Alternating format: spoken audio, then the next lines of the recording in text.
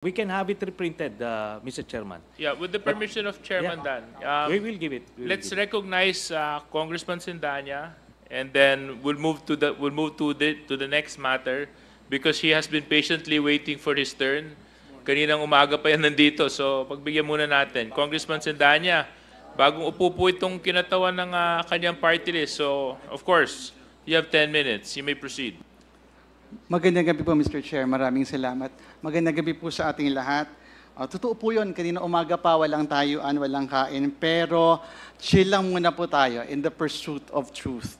I'd like to begin with a short manifestation on the issue of the death penalty. I have to put on record that Akbayan maintains that this is an anti-poor measure. Alam naman po natin na ang karamihan, if not all, ng nasa death row ay laging puro mahihirap dahil hindi nila afford ang mahusay na abogado. Which calls to mind yung mga biktima ng EJK na karamihan ay mahihirap. Kaya nga po marami nagsasabi that the war on drugs is a war on the poor. Since this morning, I was intently listening to the former president. At nung umaga po, during the first interpellation, nabanggit ninyo na kayo mismo ay nagugulat na sa dami ng pinatay at inutusan yung pumatay, pero wala pang kaso laban sa inyo. Bakit po kaya ganon, Mr. Former President? Ewan ko, sir. Ikaw lang makasagot niyan. Marami pong salamat for responding, Mr. Former President. I'll now go to my questions, beginning with, earlier you have reiterated quite often that you will cooperate. Papayag po kayong maimbestiga at magpaimbestiga sa ICC. Is that right, Mr. President? Matagal ko na silang hinintay, sir. Ako nga ang lilipad na doon kung may pera lang. Sa totoo lang. Mr. Chair, Mr. Former President, the Mr. Chair, second question Mr. Chair. is, doon po Mr. sa Chair. investigasyon na ito sa ICC, papangalanan niyo po ba ang mga miyembro ng Davao Death Squad?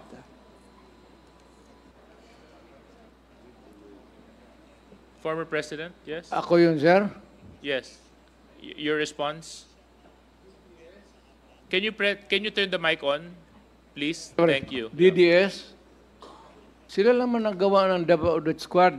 DDS means Davao Development System. That's the correct term. You are abusing the phrase to the detriment of my city. Wala na tuloy pumupunta doon.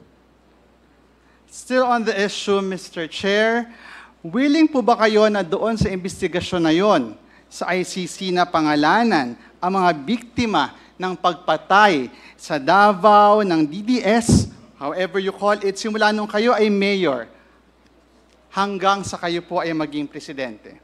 Hindi ako gumagawa ng listahan, sir, kung sino ang namatay. You have to go to the register of, what's it? Civil registrar. At maybe sa police. Huwag ho sa akin, hindi ako bookkeeper para sa namatay ng mga tao. Next question, Mr. Chair, Mr. Former President, willing po ba kayo na doon sa investigasyon na yon magsalita tungkol sa paggamit nyo sa PNP bilang inyong death squad through the reward system? Yes, I will answer questions about DDS, but I have never said that I am willing to admit the existence of DDS to kill people. In that investigation, Mr. Chair, Mr. Former President of the ICC, willing po ba kayong banggitin kung sino-sino ang nasa drug war at a drug war watch list ng Malacanang at ng police?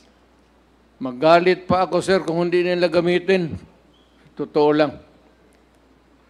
I would be totally disappointed kung hindi nila gamitin yung listahan kung nasaan yan. And the people that they think could shed a light to the extrajudicial killing that happened in this country. Mr. Chair, Mr. Former President, dahil willing kayo magpaimbestiga, naniniwala po ba kayo na kayo ay entitled to due process? Natural.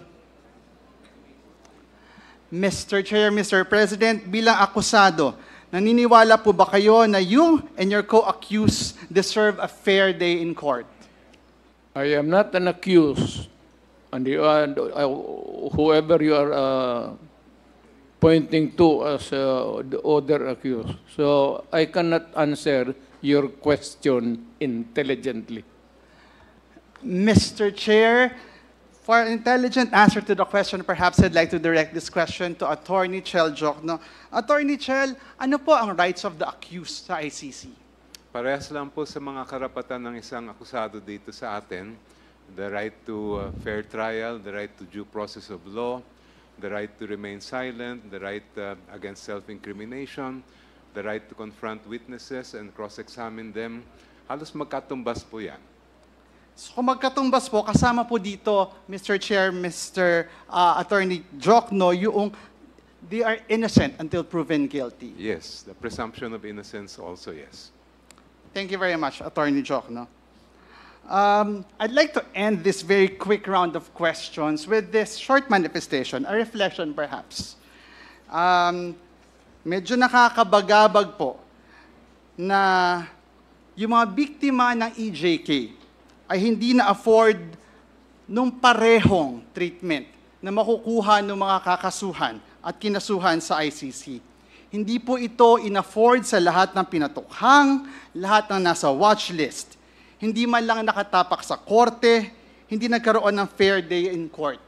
Nahatulan agad at nahatulan ng guilty.